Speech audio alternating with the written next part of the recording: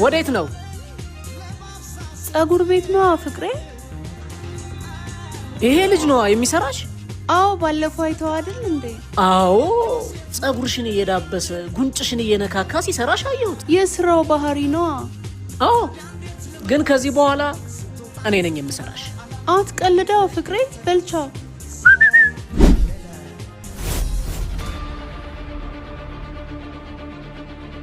ከዚህ በኋላ እኔ ነኝ የምሰራሽ አልኩሽ። እሺ ግን ጥፍሬን ሪፊል መደረግ አለብኝ። እሺ ግን አይላሽም መሰራት አለብኝ።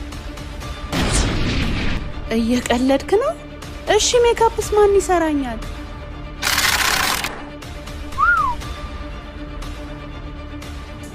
ይሄኔ ፍቅር እንደ አንድ አጭር ባል ይሄንን የመሰለ ሸበላ ሲዳብስሽ ከማየት በላይ በቅናት እርድብን የሚያደርግ ነገር የለም። እሺ ይሄንን ሁሉ ሙያ የት ተማርከው?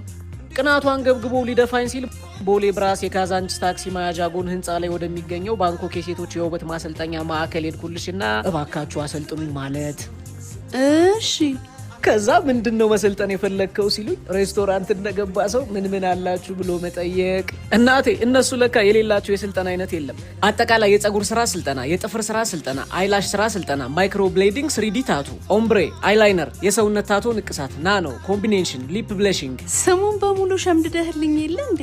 ሙያውን ይዤ ስሙ ይገርምሻል እንዴ? ለየት የሚያደርጋቸው ደግሞ ትምህርት ቤቱ ኢንተርናሽናል መሆኑ፣ ሰርቲፊኬቱ ከባንኮክ መምጣቱ፣ ስልጠናውን ብጨርሽም ብቁ ነች ብለው ካላሰቡ ተጨማሪ ስልጠና መስጠታቸው፣ ለውበት ማሰልጠኛ ተቋማት የሚሰጡ ሽልማቶች በሙሉ ተሰብስበው ባንኮክ የውበት ማሰልጠኛ ውስጥ ከትመዋል። አንቺ ሽልማቶቹ ራሱ ቦታቸውን ማወቅ ጀምረው የለ እንዴ?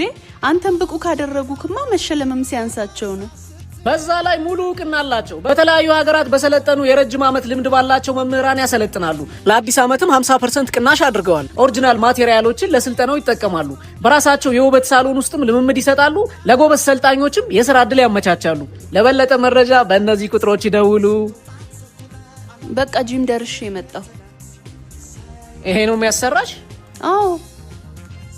ጉዞ ወደ ጅማ አሰልጣኝነት።